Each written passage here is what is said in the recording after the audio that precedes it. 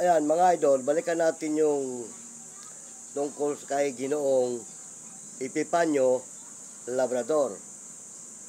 Malamang pag ito napanood nung isang nag-comment sa akin,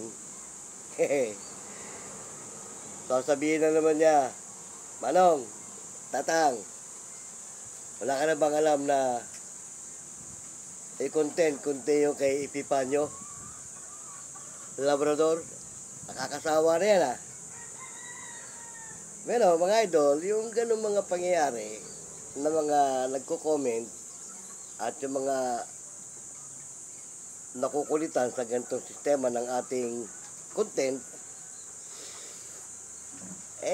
okay lang yan kasi siyempre kaya natin inuulit-ulit yung mga pangyayari dahil nga napapanahong issue, di ba?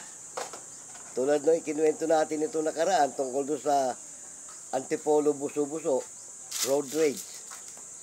Nag-viral yun. Napaulit-ulit din nating ikinontent. Ganon din ito kay Ginoong Epifanio Labrador.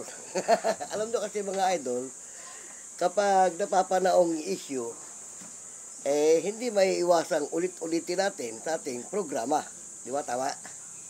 Ngayon, doon naman sa mga nakukulitan at parang naiirita na sa ating gantong sistema ng content, okay lang yan. At kung naiirita kayo at hindi kayo nakukontento, huwag nyo panoorin. Para hindi kayo mabuisit o hindi kayo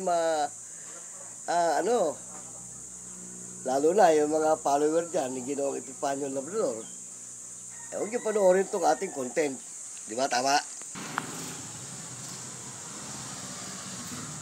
Kaya yun mga idol, tayo naman, bilang mga vlogger, okay lang na batikusin tayo o tayo ibabas ng ating mga viewer. Normal yon sa isang content creator o sa isang vlogger.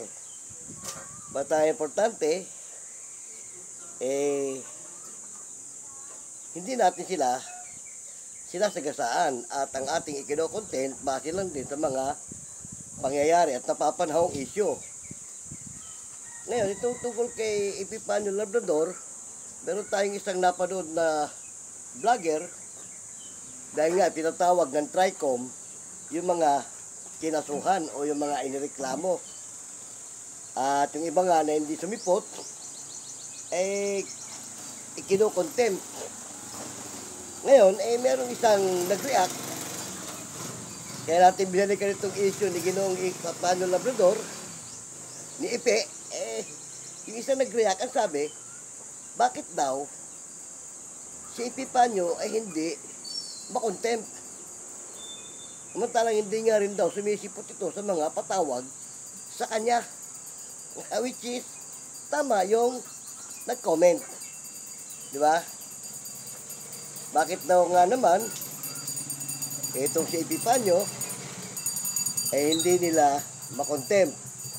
Tuloy, naglalaro sa isip ng ibang tao na baka raw, tila ito si Epifanio ay talagang, malakas o hindi kayang, paharapin sa ganitong sistema ng paglilitis. Pero kung gano'n ang isipan ng iba natin mga viewers, ng iba natin mga follower, sa kanila yon. At hindi may iwasan talaga na mag-iisip yung iba ng gano'ng mga pag-iisip. Dahil nga, bakit yung iba kinokontempt? Ba't nga naman si Epifanio Labrador hindi makontempt? At yan din mga idol ang itinatanong natin, bakit nga ba hindi siya kayang i-contempt? Pero kung akong sasagot, mga idol, kayang i-contempt yan ng ating TRICOM. Kasi unang-una, baka hindi pa lang siya na pag-uukulan ng pansin doon sa sistemang isinampang reklamo sa kanya ni Congressman Marcoleta. Kumbaga baka iba naman kasi yung sistema nung kay Ginoong Epifanio Labrador tungkol naman dito sa ibang mga fake news. na ay pinapatawag. Although, yung kanya naman, pwedeng masabing fake news, yung mga pinagsasabi niya, pwede namang hindi. At kasi yung kanya naman, hindi talaga sistema ng naka-line up sa fake news eh. Bakit? Paratang yung kanya, hindi fake news yun. Paratang. Oo. Personal na pambabatikos, lalo na kay Ginoong Congressman Marcoleta. At higit sa lahat, sa pamunuan ng INC. Mabigat ang kanyang mga paratang na ibinabato sa kanyang pagbablog. Kaya siguro, hindi siya muna isinasabay doon sa mga ikinokontempt na hindi sumisipot. Baka ang ating TRICOM ay may partikular na sistema para sa kanya. At yun sana ang maunawaan din ng iba natin mga yung ating mga viewer at yung ating mga subscriber na sumusubaybay sa sistema ng TRICOM. Ngayon, tungkol nga kay Epifanio Labrador, hindi ko na nga sana ito i-content ngayon o i-vlog. Naalala ko lang kasi yung nag-comment do sa isang video na napanood ko rin yon. At nakita ko rin yung comment do sa comment section na bakit nga daw si Ginoong Epifanio Labrador hindi magawang i-content. Ganong ipinatawag na rin siya sa Kongreso o sa TRICOM, hindi naman siya sumisipot. At sa totoo lang mga idol, si Ginoong Epifanio Labrador, kahit hindi na yan idaan sa TRICOM, rekta na yan sa hukuman, talagang yan dapat makulong. O nga, kasi nga, naalala ko yung binanggit ng isang kongresista na kapag tinira mo ng personal yung tao sa kanyang pagkatao, pwede siyang kasuhan lalo na ng unjust vexation. Sa unjust vexation ikakaso kay Ginoong Labrador, 99.9, long collide siya ron. Men, kulong siya. Oo, may pagkakulong talaga siya pag talagang pinorsyo yung kaso para sa kanya. Di ba? Tama? Yan, mga idol na mga sumusubayba sa ganyang programa, ang advice ko lang, huwag nyong kainipan. O huwag kayo maiinip sa sistema ng mga pangyayari. Maganda nga yan at habang tumatagal lalo lumalaki yung kanyang problema. At alam nyo ba sa totoo lang, si Ginoong Epifanio Labrador, malaki na ang takot sa kanyang mga ginawang multo. Oo. Nag-umpisa yan nung maganap ang rally ng INC. Doon niya umpisang binatikos yan. Lalo na ang pamamahala ng Iglesia ni Cristo, katakot-takot na mura ang ginawa niya, katakot-takot na paratang, hindi naman siya pinatulan. Pagkatapos, siya na rin, sa bungangan na rin niya nanggaling na binabantaan siya ngayon ng mga Iglesia ni Cristo, dahil nga ang mga Iglesia daw ni Cristo, mga mamamatay tao, kriminal, kulto, at kung ano-ano pa ang kanyang ipinaparatang. So, partikular na kaso yung kay Ginoong Epifanio Labrador kesa rito sa mga ipinatawag na nagko-content ng fake news. Dahil yung kay Epifanio Labrador, hindi nating masasabing fake news. Tunay na news yung kanya at yun ay talagang personal na pambabatikos. Hindi lamang sa kabuuan ng INC, kundi maging sa mga partikular na mga nanunungkulan sa ating pamahalaan. Hindi lang kay kapatid na Marcoleta, kundi sa iba pa. Di ba? Tama? Yan, siyempre, ang mga napapanahong issue, hindi maiiwasang magpaulit-ulit ng iko-content nitong isang vlogger. Tulad ko, bilang vlogger, hindi maiiwasang ulit-ulitin yung mga pangyayari tungkol sa mga napapanahong issue, lalo't ito'y viral. Di ba? Tama? Alam nyo mga idol, Naalala ko yung sinabi nung isa sa board member ng panel sa TRICOM nung iniimbestigahan niya yung babaeng vlogger na talagang nakikipagdikdikan sa kanya ng katuwiran. Tama yung sinabi nung kongresista na yun na kung ang pambabatikos mo at pagmumura mo ay tungkol doon sa sistema ng trabaho ng isang public official, okay lang yon.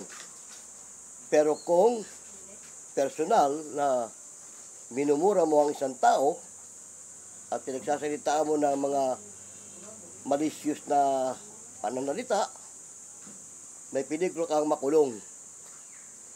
Pero meron isang vlogger doon na lalaki, ang sabi niya, wala naman daw masama sa pagmumura at likas daw sa mga tao, naging kaugalian na yung pagmumura at wala naman daw sa batas na bawal ang magmura. Pero pagsisiyasatin mo at susuriin mo, tinatawag na freedom of expression, yung murahin mo ng murahin ng tao, labag na yon. Natatapakan mo na yung kanyang karapatan bilang tao dahil nasisira mo na ang kanyang pagkatao sa ginagawa mong pagmumura. Hindi katuwiran nyo na hindi masama ang magmura, lalo't naging expression mo na yung pagmumura. E paano yung mga taong ayaw nakakarinig ng mura at mumurahin mo? Oh, di ba? Sasabihin mo, hindi ka pwede demanda. Pero, yung taong sensitibo na hindi sanay sa minumura at mumurahin mo, kung alam niyang gano'n na hindi mo siya pwedeng i-demanda dahil sa mura lang, baka bakbaking ka nun. Oo, tandaan niyo mga idol, hindi lahat ng tao ay sanay sa mura. Meron mga tao na hindi nagmumura at ayaw ng minumura. Ito, meron akong maikling ikukwento sa inyo. Nung kasalukuyan ako'y nasa larangan pa ng pagpipintura, dahil ako nga ay isang dating pintor, meron kaming ginawa dyan sa parting Maynila na ang nakasama namin mga batang city jail. Oo. Yung mga nakasama naming batang city jail, kumbaga kasi ang ginagawa namin bahagi din ng gobyerno government facility rin Pag-aari din ng gobyerno yung pinipinturahan namin. Hindi ko na matandaan kung sa City Hall ba yun o kung saan yun. Pero ang nakasama namin mga nagtatrabaho doon, karamihan mga living out ng city jail. O yung mga talagang palaya na, yung paano na gustong magkapera. May sweldo din naman sila. O, di kayo maniwala, yung mismong boss namin yung boss namin mismo, palamura yun. Alam na namin pag dumating sa project yun. Yung takatak nun, talagang hindi nawawala yung mura. Pagka nakita ka niya, nakita ka niya sa pwesto mo, kung saan ka nakapwesto, ang ganda ng bati sa'yo nun, ang sabi agad dun, putang ina mo, kamusta ka na dyan? Minsan, pag nakita niya na bumibilang ka na ng araw doon sa ginagawa mo, sa pwesto mo, sasabihin siya nun, putang ina mo ka, ilang araw ka na dyan? Kada salita nun, may mura. Ay, meron kaming kasama na hindi sanay ng minumura. Yun sinasabi ko nga, hindi lahat ng tao hiyang sa mura.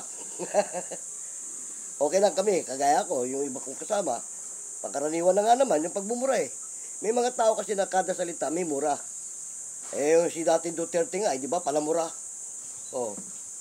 Maging sa aming barangay, meron kami nakasamang sa barangay, palamura. Kung tawagin nga namin yun si Nakamura. Kala mo, pangalang Hapon, di ba? Nakamura. Bakit? Lagi nagmumura yung kasama namin na hindi sanay ng minumura, si Pio, nanggitin ko na yung pangalan niya,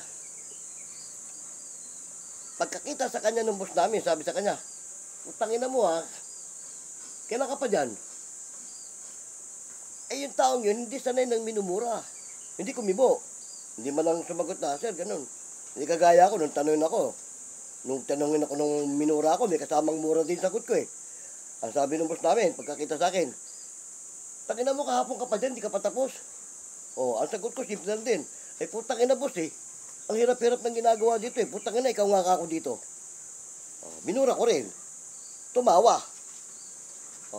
Boss namin yun ha, pero pwede ka makipagburahan sa kanya. Pwede ka sumagot, may halong mura. Kaya na, yung kasama nga namin kinukwento ko, hindi sila yung minumura. Hindi kami buyon. Pakayo ko lang. Pagdating nung hapon, nagpaalam. Sabi niya, boss, hanggang ngayon na lang ako. Yung 3 araw na pinasok ko, kunin ko na. Ngayon, nagulat yung boss namin. Bakit naman? Sabi niya, boss, ayaw ko nung minumura ako sa trabaho eh. Which is, may katwiran siya. Alam mo, natawa yung boss namin. Tinapik siya sa balikat. Sabi sa kanya, Pata, masanay ka na. Ako, kahit nagbubura, di ako galit. Talagang ano ko na yan. Ugali ko na yan. Kung hindi ka sanay magbura, hindi ka sanay ng minumura, pasensya ka na. Pero, pinapaunahan na kita, masanay ka na. Ang masama sabi niya, yung mumurahin kita ng galit ako. At ako, sabi ng boss namin, pag ako galit na, hindi ako nagmumura. Seryoso ako magsalita. Baligtad sabi niya, ugali ko, pag ako galit na, hindi ko minumura tao. Dahil, pag minura ko siya ng galit ako, iba na impresyon nun. Hindi kumikibo yung kasama namin, kinausap namin siya. Sabi niya, sa'yo yung bata, kung ayaw mo na. Sige, antay mo mamaya, pag natin, bigay ko yung mo. Di kinausap namin, pre, sanay ka na, construction to eh. Dapat kung barat sibuyas ka pala o pusong mamon ka, hindi ka dapat sa construction. Alam mo naman, pagdating sa construction, lahat ng klase ng tao nandyan. Di ba? Ganda nga ako yung boss natin, bibo. Di ba, narinig mo kanina nung batiin ako, sumagot ako, pamura din. Ganun lang yun, humitindihin yun, masanay ka na. Sabi na kasi, doon sa dati natin trabaho, yung boss natin, hindi nagmumura. Talagang ganun, may mga boss talagang hindi mahilig sa mura. Napasama tayo dito. Grupong to. Saya nga, di ba? Ang saya nilang kasama. At saka yung boss namin yun, kahit ganun yun. Talagang sagana kami sa merienda ron. Bago umalis yun, bago magpaalam yun, pagdating ng hapon, merienda yun. Galante siya. Ganun lang talaga. May mga taong ganun na hindi niya gusto saktan ng damdamin ng tao sa pamamagitan ng pagmumura. Yun ang sinasabi ko mga idol.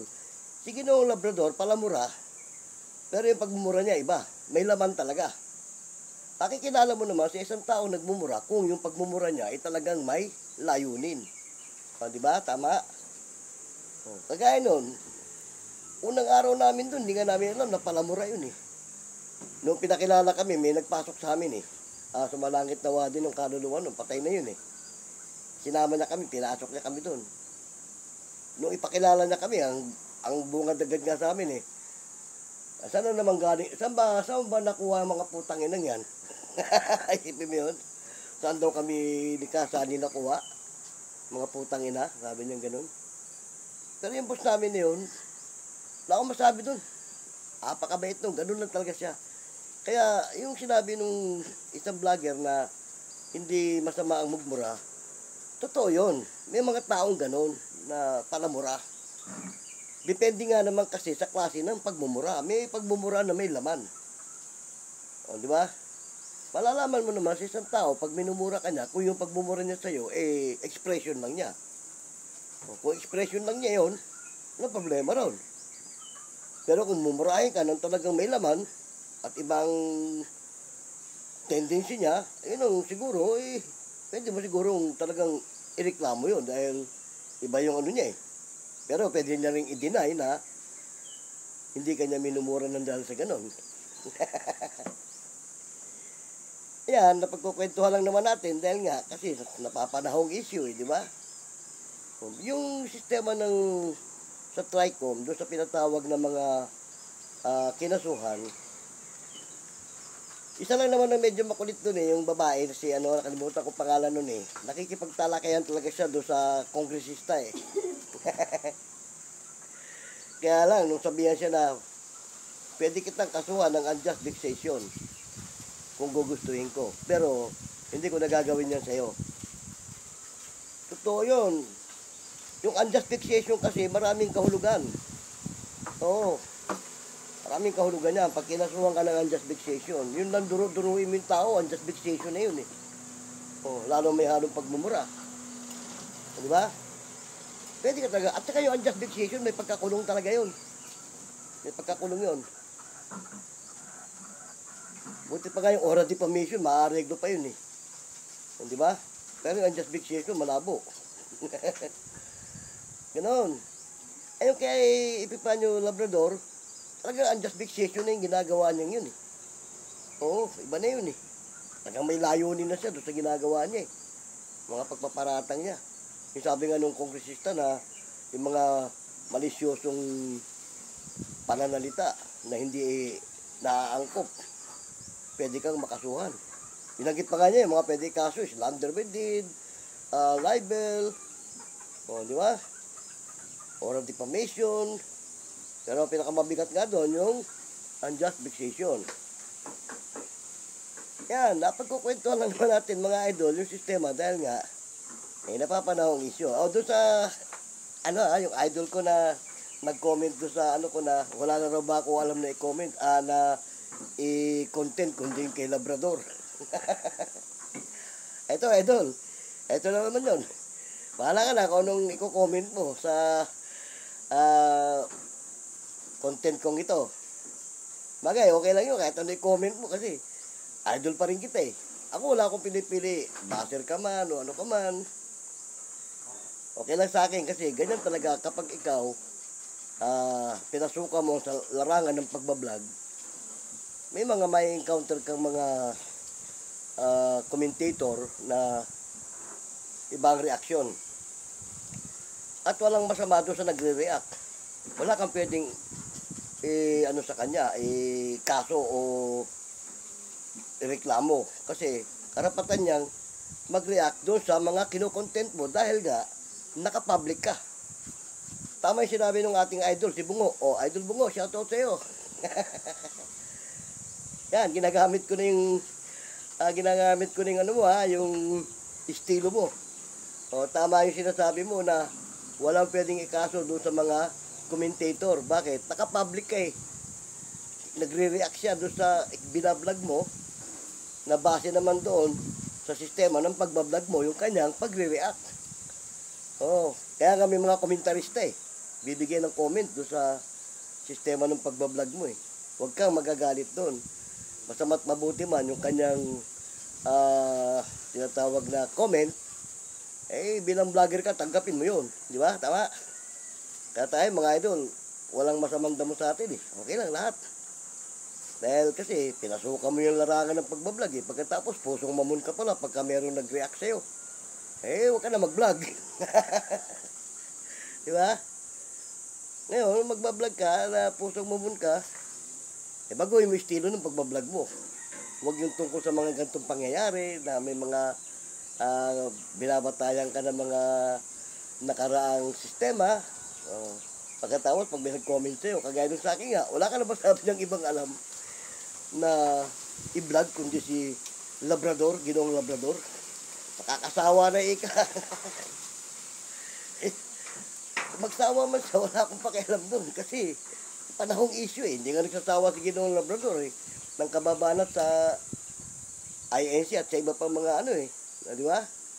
Dapat mo rin siya pagsasawaan. Ano lang yun, kumbaga susundan mo lang naman yung kanyang mga sistema. Di ba? Kagaya nung kanina, yung sa road rage na ko, di ba? Sinundan lang natin yung, kasi may mga nagko-comment din na tama din yung comment nila na walang kasalanan doon yung, kung tutusin, walang kasalanan yung driver ng SUV. Tama yon, comment nila. At yun lang mga kamoting rider talaga ang nag-provoke ng gulo. Di ba? Ganoon, kaya yung bawat napapanood natin na sistema ng sinusubaybayan natin, sinusundan lang natin yung binabase lang din natin doon sa sistema nung kanyang ibinablog. Oh. At saka doon sa sistema ng mga comment sa comment section at yung mga nagtatanong. O kagaya nung isang ito nag-viral din to yung ministro ng INC na nahuli sa New York. O di ba? NYPD. O. Maraming mga masamang impresyon agad ang nangyari doon. May mga nagre-react nga na wala naman daw kasalanan, hindi naman napatunayan. Lalo yung mga kapatiran sa iglesia na panatiko nagagalit sa mga nagko-comment. Pero mga idol, hindi kayo dapat magalit sa anumang klase ng comment. Kasi comment lang yan. Kaya nga, huwag ka mag-vlog kung ayaw mong malagyan ka ng comment na hindi mo magugustuhan. Di ba? Yun, yung pangyayari doon sa ministro na yun, hindi pa natin alam kung ano talaga ang sistema. Pero kasi, sa New York, may batas sila na bawal makipag sa mga minor de edad. Kahit naman dito sa atin, di ba? Pag minor de edad, ang liligawan mo, bawal doon. Kasi, kung halimbawa, matangay sa'yo yung minor de edad, o tapos, sumang-ayon doon sa gusto mo, hindi man umano yung minor de edad, yung magulang no, na magre-react-tiyak. Marahil doon sa kapatid na ministro na nireklamo, yung mga magulang siguro ang nag-react. Dahil baka nabasa yung mga text message, nabasa yung mga hindi man nagsumbong yung bata, baka nabasa. Kaya, inireklamo siya. Pero yung mga ganun pangyayari, meron ng isang vlogger na nagpakita dahil may mga nag-ano na fake news daw, ganun-ganun, walang katotohanan. Pero yung vlogger na yon, meron siyang mga ipinakitang katotohanan doon sa pangyayari na bakit hinuli yung kapatid sa iglesia. O kaya sabi nga niya, bago nyo ako sabihan fake news, bago nyo ako sabihan peke, pinapa-research niya. Ito yung mga link, i-research nyo. Oo, meron siya kumbaga, may pinagbabatayan siya. Pero siyempre, ano pa man yan, hindi pa natin alam, hindi pa naman tapos ang kaso, hindi pa naman talaga siya nahatulan o ano. Pero pasamantala, pinalaya siya. Pinalaya siya na hindi naman siya siguro nagpiyansa kasi wala namang nakalagay na nagpiyansa siya. Pero meron pa siyang kailangang harapin na naka-schedule nga daw. Yun. Ganyan na siyempre, pagka halimbawa may mga pangyayari, lalo't nag-viral, napapanahong issue, may mga vlogger na sumasalo sa ganong pangyayari. Kaya, nauulit. O, di ba? Tama. Kaya yung mga nagbablog, huwag kayong maging pusong mamon doon sa mga baser. O ngayon yan, yung kabilang side ng mga vlogger, pinagkakalandakan na ang Pangulong Bongbong Marcos daw ay nasa critical condition, masama na ang lagay, at baka mamaalam na raw. Yung mga klase ng pagbablog na gano'n na iniahayag nila sa social media, depende na lang sa mga tao kung paniniwalaan yun o hindi. At kung may pag-iisip ka nga naman, bakit hindi mo i-research? O, huwag kang maniniwala doon sa mga napapanood mo, i-research mo yung mga sinasabi. O, di ba? Ako, at anong mapanood ko tungkol sa mga, hindi ko kagad pinapaniwalaan yan. At saka kasi, nasa sa kanya yun, nasa vlogger yun eh. Di ba? Ngayon, kumbaga, talakayin mo lang din, parang sinundan mo lang yung sistema ng niya. O. Pero ewan natin kung totoo nga yung sinasabi nung nila na ang ating Pangulong Bongbong, medyo masama daw, di umano ang kalagayan. Ngayon, iwanan natin yan at hindi natin alam ang punot dulo niyan. Punta tayo sa ibang issue. Balikan natin yung mga sistema ng ginagawa natin content. Pag-usapan lang natin kasi tayo bilang mga vlogger, hindi naman tayo naghahangad ng sumikat o di ba? Pero meron dyan talaga naghahangad sila ng ganun. Pero sa kagaya ko, ako mga idol, tatapatin ko na kayo, vlogger nga ako pero hindi pa ako naka-monetize. At hindi ko naman din inaasahan at hinahangad na mamonetize ako o sumikat ako, basta't ako, naging kaligayahan ko lang ang mag-vlog ng ganito.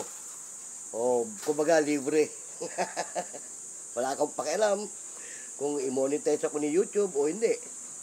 O, imagine, kasi parang naging kasiyahan ko at kaligayahan ko yung mag-content ng ganito, lalo pag may napanood ako mga sinusubaybayan, inaano ko lang, parang follow up yung sa sistema ng akin. Kagaya sa road rage nga parang pinapollow up ko lang yung mga pangyayari. Ganyan, pero may mga vlogger talaga tayo na ang hangad, kumita. Oo, meron talagang gano'n, lalo yung mga sikat ng vlogger, may mga pangalan na, yan talaga, gusto nila magparami ng mga viewer, subscriber, yun talaga, sila mga professional vlogger. O, tayo naman, pipitsuging vlogger lang. Kumbaga, vlogger-vloggeran lang tayo, di ba? Hindi naman tayo tunay na vlogger talaga na pero may laman din yung ating mga sinasabi. O, tayo mga vlogger, tandaan yung mga idol, professional ka man o hindi, sikat ka man o hindi, pinahintulutan tayong gamitin ng social media, gamitin naman natin ito sa tama at mabuting paraan. Diba, nabanggit ko na sa mga unang video ko yan Gamitin natin ang social media sa tama at sa mabuting pamamaraan na makakapulot ng mga magagandang aral at mensahe ang ating mga viewer. O, diba, tama? Hindi yung basta makapag-vlog ka lang, kumita ka, okay na. Di ba, makasagasa ka ng kapwa mo. Mali, di ba? Tayo, layunin natin, lalo ko, layunin ko makapagbigay lang ng impormasyon sa ating mga viewers, sa ating mga mamamayan. Wala akong layunin ng iba, manakit ng kapwa o ano paman. Kumbaga, binabase lang natin sa mga pangyayari at saka sa mga napapanahong issue. Oo, kagaya nung kay Epifanio Labrador, napapanahong issue yung kanya Kaya natutuwa ako doon sa nag-comment sa akin Okay lang yun, idol. Kahit ang i-comment nyo sa mga sistema ng pagbablog ko, okay lang sa akin. Kasi, idol ko kayo Wala naman akong dapat ikagalit sa inyo. Di ba? Ganun lang. Kaya nga, ito, kukwentuhan lang naman tayo. Sana sa mga oras na ito, mga idol, sa mga kaipanig ng ating bansa naroon, Mapalusong Visayas, Mindanao, nawa, ay nasa mabuti kayong kalagayan hanggang sa mga oras nito. Kaya hindi, yung ating mga idol nasa ibayong dagat, sa mga kaipanig ng ating mundo. Sana ay napapanood nyo ito nung nasa mabuti kayong kalagayan. Di ba? Tama? Lahat kayo, idol ko, saan man kayo naroon. O, di ba? Walang masamang tinapay sa akin. Basirin nyo man ako, hindi, okay lang. I-like nyo ako, hindi. Subscribe kayo sa akin, hindi, okay lang din. Tagang ganyan lang. Kaya ako, natutuwa lang naman din ako dahil parang naging libangan ko na to, pagbablog. At saka pasumpot-sulpot lang naman din. Pag naisipan ko, bablog ako, pag wala ako sa mood. Nanonood na lang ako ng mga kapwa ko vlogger, nakikinig ako ng mga nila.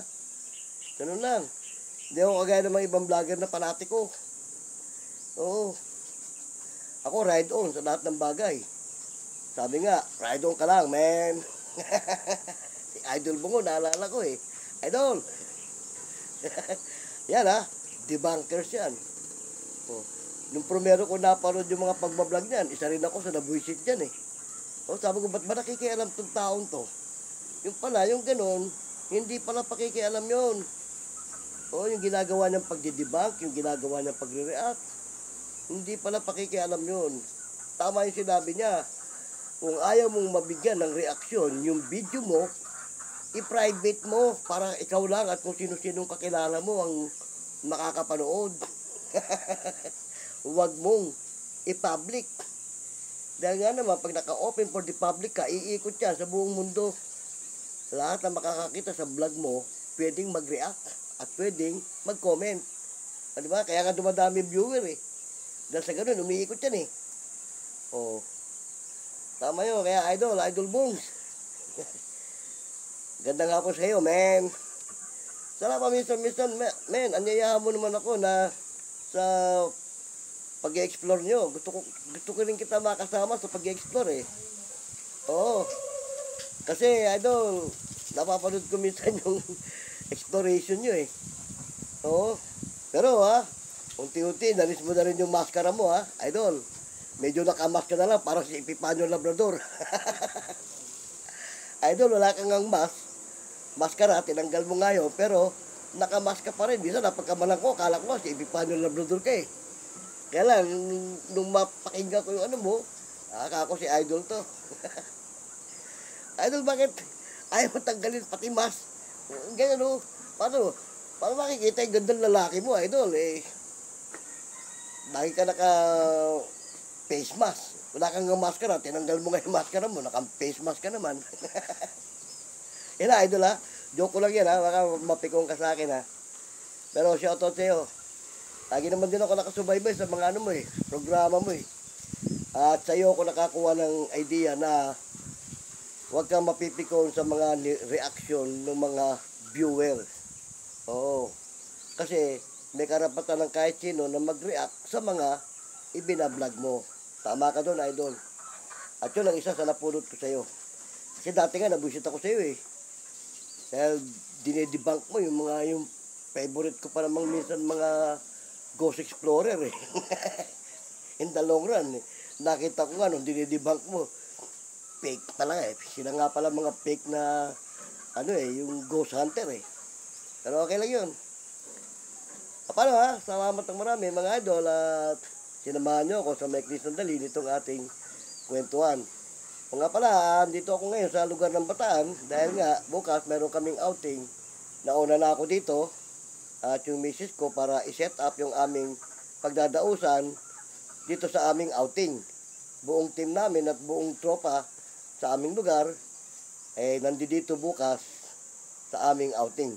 Dito kami mag-outing sa Bagak. Yung hindi pa siya kilalang resort pero magandang klaseng resort sa Luok Beach. Kaya lang, maganda yung dagat, pati yung buhangin, pati yung atmosphere. Ang problema lang, nakakatakot ang daan. Sobrang winding ang kanyang road. Matarik na, kurba sarado. At pag mahina-hina ang driver, hindi kabisado ang lugar, may panganib. May panganib. Kaya nga, bukas, dadaan muna. Andito ako ngayon sa lugar ng mga hipag ko sa Pantingan Pilar. Itong kanilang lugar. Stop over muna bukas dito yung tropa at mag-aalmusal. Tapos, saka kami tutuloy sa beach. Kita-kita tayo bukas at pagdating doon, ganito, magko-content tayo ulit para maipakita sa inyo yung lugar ng aming pagdadausan. Kami na mga idol. Shoutout ka pala sa tropa dyan. Antayin ko kayo bukas dito mga idol. Paano? Ito po muli inyong lingkod, si Boyet. Pasamantalang nagpapaalam. Kung meron kayong mga content, meron kayong mga question o mga katanungan at iba pang mga dapat na i-comment, lagay nyo lang sa ating comment section para matalakay natin sa mga susunod pa nating video. Hanggang sa muli, paalam!